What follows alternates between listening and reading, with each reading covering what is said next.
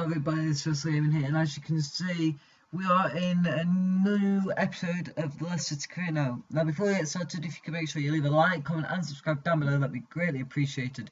And yeah, you're probably wondering why is this up on a Thursday and not a Friday. It's because tomorrow I am actually unavailable, so that is why it is getting uploaded tonight. Hopefully you'll understand, and yeah, let's get on into the video.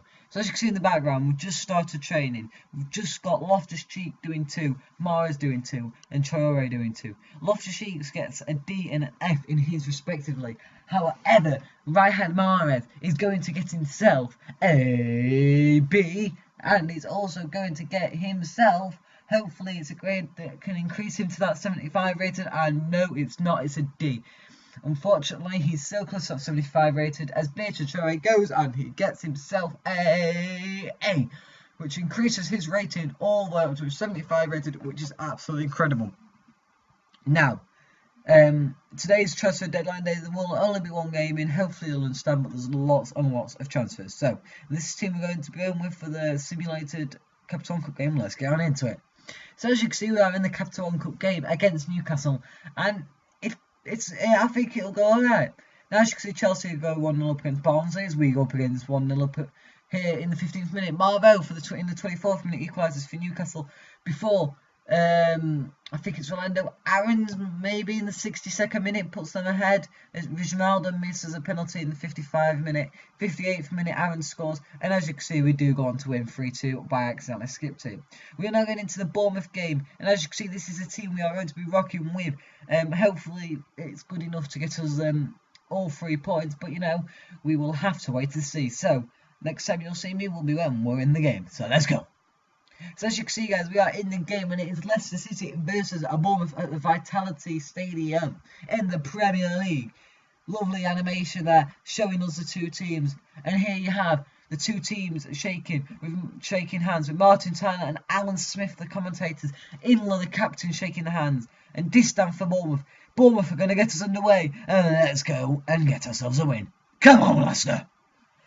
Now the first chance is going to fall to Bournemouth. They're playing some lovely football here. As you can see, Tomlin's on the ball. And as we make an absolutely horrific foul. Where's Morgan it is? He will get himself a yellow card. This is in the 26th minute. And at this point I'm thinking, wow, we're in some real danger here. Hopefully our keeper is not going to make a mistake, or hopefully they're not going to do a good free kick. But anyway, Matt Ricci steps over it. He runs, does a dummy. Gradle, what a free kick, what a save from our keeper Kasper Schmeichel. We don't quite clear it, but here we just clear it. We get it away, but we still haven't, have we? They're still playing it around, looking to find that opening goal. Max Gradle into Ricci, into Arthur, but then we get the ball and we clear it out. Now again, another chance falls to Bournemouth. This game doesn't have many chances, but Bournemouth get a ball. And as you see, Bournemouth are on the ball. Arthur, and another good save from Kasper Schmeichel. Now here we are approaching half time, and actually we are in half time, and it's 0-0. As you can tell, a very, very boring game so far. There's been 2 highlights, and it will only continue to get better. Well, hopefully, as we get into it. Now here you can see we've got ourselves a chance. Munir trying to get past Gradle. He does his turn, and what a nasty tackle by Gradle. In my initial thoughts, I thought it was a perfectly good tackle, but after seeing it again, I now realise. But here we are, Mahrez standing over this free kick, sizing it up. Can he go for it? He's thinking about it. He decides not to, so he calls the short man. And it goes to the short man. Munir tries to go in, doesn't. Goes back out to Mahrez. Mahrez trying to go around the byline. Can't get down the byline. Munir maybe can. No, Munir can't, but he puts the cross in straight into the hands of Arthur Boric, the keeper. In the 79th minute, as you can tell, Bournemouth are making some substitutions. Joshua King coming on for Max Gradle. Leicester City are making substitutions. It is Nathan Dyer coming on for Munir, and Jamie Vardy coming in for Sancho. And as you can see, straight from a throw-in from the substitutions, Sermon passes it back to King, and King, what a strike. What a strike. He's barely touched the ball, and he comes on and produces that. I just had to leave a replay for this, because look at this from Bournemouth. How on earth can they make such a goal like that happen? I have no idea. And sorry about that, guys. But anyway, we now had to come back from it. And as you can tell, we do end up losing 1-0. And yeah, we've come back and we are going to go and do some training sessions. We are going to be changing it around a bit. We are going to be going with Mahrez for the first one, doing a dribble cross. We're then going to be going for Loftus-Cheek, doing some passing. I think, is it? Yeah, Loftus-Cheek is doing some passing. He's going to be timing the pass, and he's going to do another training session. Except this one, he's going to just do a normal dribble course. Then we decide to go for. In the end, we do go for Loftus-Cheek again, going for some medium tackling, and then we go for John Brooks, the centre back, and he goes for some tackling at El Rondo again.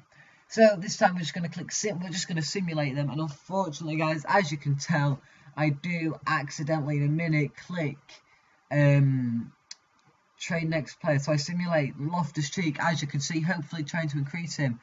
We can't. However, I do accidentally go and I do accidentally click train next player. However, I do remember that we do have ourselves our future squad start in our youth squad, which is why we then trade him. But this is when I make the mistake. I click train next player, and unfortunately, we have to do this. So I do decide that we're going to try and do it and hopefully get ourselves a good rating. Whether or not we can remains to be seen. But as you can see, Loftus-Cheek, 3, 2, 1. The clock's counting down, and off we go. Loftus-Cheek hits the cone. Not a very good start, but he's trying to recover it, and he still can't recover it. I decided to restart it for you guys. And here we're making a much better meal out of this with the restart. Loftus-Cheek going around all the cones. He's managed to get around all the cones. He's got to the furthest one. His stand holds up, and then we're going through these little like pole things. So if you've just heard that, I'm truly sorry. It was just my phone. But as you can tell, in the and as you can tell, guys, here Ruben Loftus-Cheek to get himself a really good rating. And yeah, as you can see, he does go and get himself a C, which is what we are very, very happy to see. Here, that rhymes. What we're very happy to see. Get it? No. And anyway, he's gonna go. He's gonna get himself another one, and he will only get himself a B, which is, to be fair, pretty decent. But then, last thing, we have our Scout of Future Star. And yes, as you can see, there he is getting himself a C. And yeah, hopefully, yeah, we can. It can only improve. But as you can see, setting up our youth network thing, we have got some that we can use. So we're setting them up. We do end up sending one to Belgium, one goes out to Italy, and one goes out to England. Hopefully they can come back, find us some very good talent. Now, as you can see, going to check our youth academy, and he's still there at 81 rated to 94 of rated potential, and there again, confirmation of us sending them out. And yeah, so this is what the team's looking like at the minute, and I have an idea of going for a 4-1-2-1-2.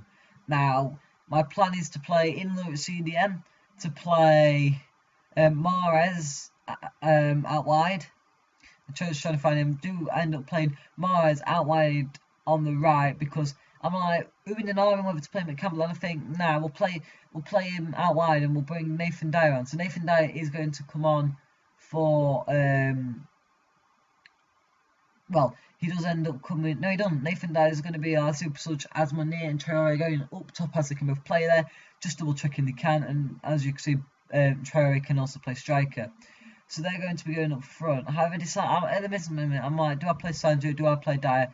But I end up playing Sancho out on the left mid position. Now, as you can see, I'm going to just double checking that they're all in the right position before I go and sign ourselves a new cam in a bit. And as you can see, just messing about, seeing what I can do. And yeah, I decided to leave Loftus-Cheek in there for the time being in case we can't sign anyone. And then I'm just sorting out my bit of OCD that I have, where I do feel as if they all have to be in like a nice order. So as you can see, just sorting them all out, hopefully trying to sort it out. And yeah, as you can see, guys, our squad depth is very, very short, and it worries me. It does worry me that we don't have a backup keeper, and it just worries me like how small our squad is. Now, it's not the best, but it's not the worst. Trust me, I have had lower squads, but you know.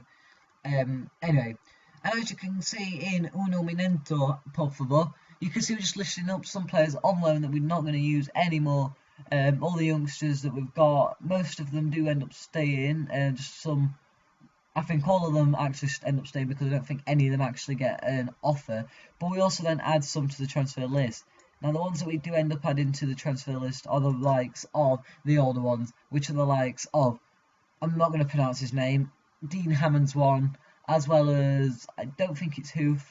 I want to list Fuchs and Hoof up, and as well as Ozazaki, but it won't let me because obviously they'll destroy him. But here you can see Buffon we're looking at. We're also looking at Meyer putting in the offers for inquiries for all of them, along with Oliver Torres, and along with Pratt, I think that's pronounced, I'm not really too sure, but he's also another one, as well as this backup keeper Dragovosky, who we don't end up signing. But here you can see the inquiries have come back, and we do go, and we will be offering a £4 million bid, plus Ozazaki, who for some reason we can send in a trade offer out to all of them, hoping that they will come back with some good offers. As you can see, we put it in for Buffon, we're going to put it in for Oliver Torres.